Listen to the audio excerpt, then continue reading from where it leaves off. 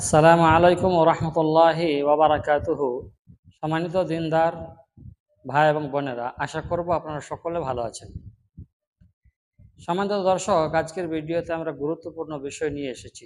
আজকে আমরা বিষয় নিয়ে এসেছি যে বিবাহর আগে আপনার যে হবু বউ হবে বা স্ত্রী হবে, তাকে বিবাহ করার আগে কয়েকটি কথা জিজ্ঞাসা করতে হয়। অর্থাৎ দুজনের মধ্যে ডিসকাস করতে হয় এবং দুজনেতে আলোচনা করতে হয়, পরামর্শ করতে হয়। জীবনের প্রত্যেকটা ধাপের ব্যাপারে পরামর্শ করতে হবে।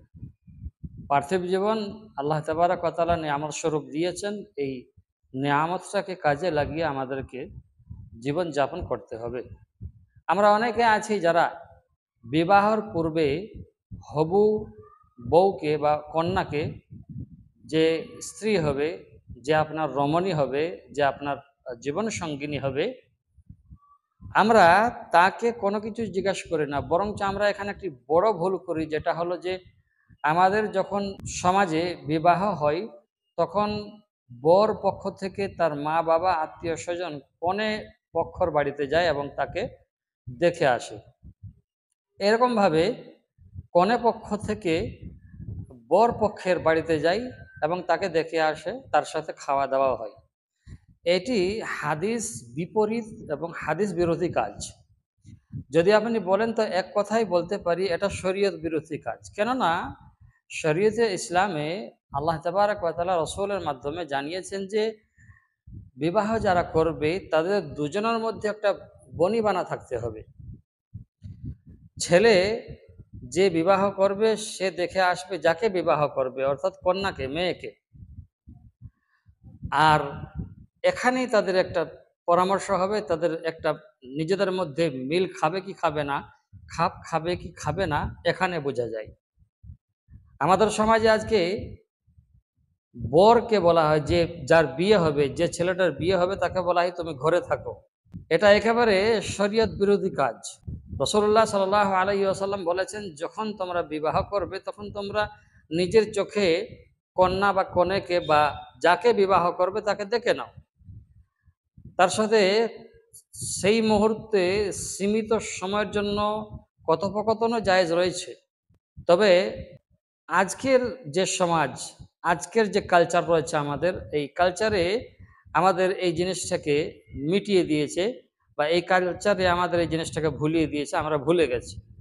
তো যখন হবু বউয়ের সাথে আপনি বিবাহ যখন করবেন, তো হবু বউকে ৩টি প্রশ্ন করবেন। আর এই ৩টি প্রশ্ন খুবই জরুরি প্রশ্ন। প্রথম প্রশ্ন হবে যে, তোমাকে বিবাহ করার পরে আমি যে হালাল রুজি কামাতে চাই, আমি হারাম চাই না। আর হালাল রুজি যখন আমি কামাবো তখন আমার রিজিক, আমার রুজি, আমার ইনকাম, আমার টাকা পয়সা, আমার ধনবান সম্পদ কম হবে। এতে তুমি যদি নিজেকে মানিয়ে নিতে পারো, মানিয়ে চলতে পারো, পার্থিব জীবন, দাম্পত্য জীবনে যদি সুখ খেয়ে থাকতে পারো, বা তোমার জন্য যদি এটা করতে পারবে, বা যদি এটা তোমার জন্য যথেষ্ট হয়, তাহলে আমাকে বলো। কেননা আমার কম টাকা থাকবে, আমার বেশি টাকা থাকবে না, আর আমার সাধ্য অনুযায়ী তুমি খুঁজবে আমার কাছে। প্রথম প্রশ্ন এটাই হবে। সে যদি বলে আমি সম্মত আছি, আমি রাজি আছি, তবে ঠিক আছে। দ্বিতীয় প্রশ্ন আপনি করবেন কি, যে আমার হালাল কাজে তুমি বাধা দিতে পারবে না। আমি হালাল সব রকমের কাজ করার চেষ্টা করব, আমার এই হালাল কাজে তুমি কিন্তু বাধা দিতে পারবে না। আর তৃতীয় প্রশ্ন করবেন যে আমার হালাল হুকুম তোমাকে, আমার জায়েজ হুকুম তোমাকে পালন করতে হবে। আমি যে আমি যে হালাল হুকুমগুলো করব সেগুলো তোমাকে একান্তভাবে পালন করে যেতে হবে। এই ৩টি প্রশ্নে বা ৩টি শর্তে তুমি যদি রাজি আছো, খুশি আছো, তাহলে আমাকে বলতে পারো, আমি চিন্তা ভাবনা করে দেখব। দর্শক শ্রোতা, ভিডিওটা লম্বা করব না, আজকের ভিডিও এতটুকুনি।